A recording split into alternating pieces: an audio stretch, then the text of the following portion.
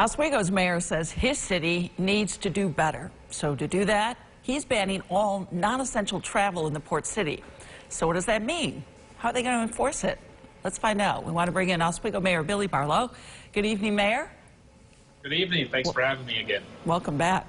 So you're really turning up the heat now on people who aren't follow social distancing orders. How come? Well, I firmly believe that the longer it takes us to comply with social distancing, the longer we will have to do it. So we really want to get tough, encourage our Oswego residents, force Oswego residents, if you will, to social distance with some different measures, and try to make sure that we go through this and try to keep the number of positive cases here to minimum. All right, so you want to get tough, you want to enforce. What does that mean? It's essentially a local travel ban. How do you enforce something like that?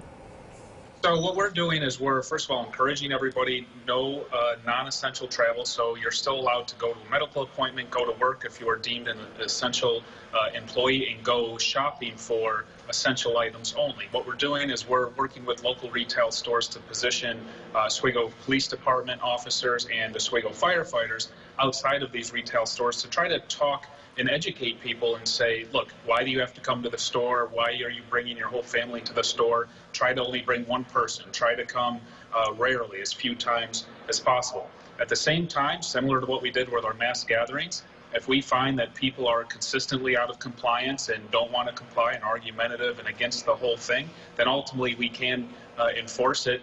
Usually it'll result into a discon, and that's what we want to avoid, but we will do it if it comes to that. That's a ticket, right? Yep. Okay. And, well, let's just clarify for everybody. So you've got city playgrounds, includes pavilions, you've got basketball courts, all closed, but the parks themselves, are they closed as well? You know, so no baseball games, playing soccer with friends, but what about walking and running? How's that work? So we're walking that fine line. If you notice, a lot of other municipalities have just closed the parks outright, and I'm not quite comfortable with that. The reason is because we can obviously police the closure of basketball courts, baseball fields, pavilions, city facilities like that. And they are closed because obviously we don't want that close contact like a 5-on-5 basketball game.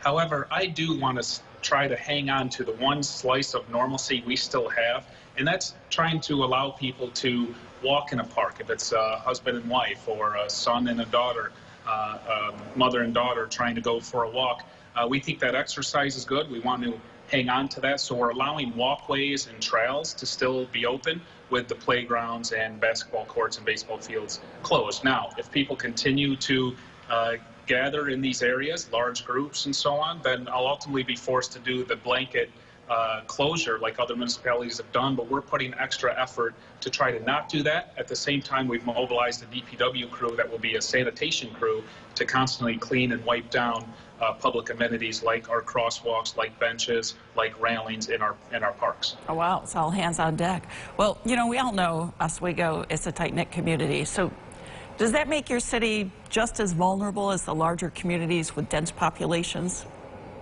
I think you can look at it two ways, right? We know there's a lot of attention on dense populations, bigger cities where everybody is closer together physically. However, I'm looking at Oswego in somewhat of a different way. Oswego's a smaller community. We're a tight-knit community. And we all use the same Walmart. We all use the same Price Chopper and Lowe's. We use the same movie theater. We walk on the same sidewalks and travel the same streets. And if you think about it, that is a way in which the coronavirus can travel even through a community quicker than larger areas because we all use the same amenities. We're all in the same space. We all know each other for the most part. So that can work both ways, and that's what I'm trying to get Oswego residents to think, is this isn't some virus that's out of the county or in the next town over. We have positive cases here in the city. We need to start acting that way, and just be conscious of what you're doing, where you're around, who you're around, and stay at home if you can. Stay at home. That's the message. Stay home. And everybody's in this together. That's what you're trying to let people know. You got to work together on this. All right, Mayor Barlow, we appreciate you taking time out for us. We know you're a busy guy, so we thank you. Stay in touch, and our best to you and everybody in the Port City, of course. Thank you. You as well.